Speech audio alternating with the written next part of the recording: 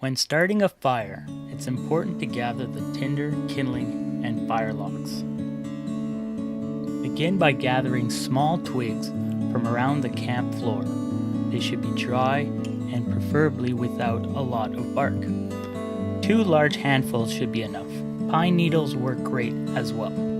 Birch bark makes a great fire starter and can be found on dead birch trees or the ground. Make sure the birch bark peels easily.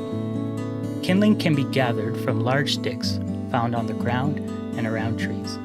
These should be thicker than a pencil and smaller than a broom handle. Bring the kindling to camp.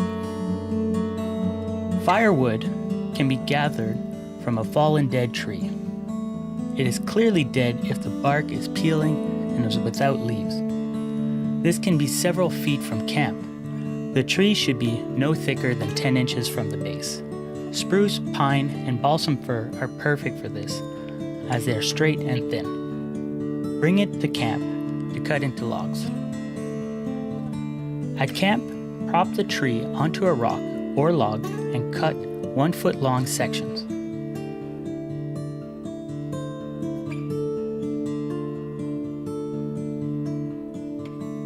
Gather your tinder, kindling, and firewood to the fire pit.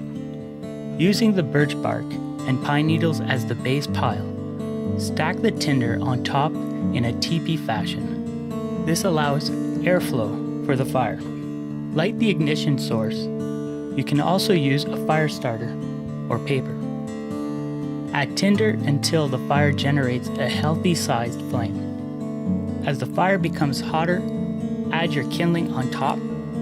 Be careful not to add too much, as adding too much can stifle the fire. Once the fire is generating more heat, the logs from the tree can now be added. Make sure the logs are added in a way that leaves a 1-inch gap from the bottom of the fire, allowing airflow once again. Success! You've created a fire.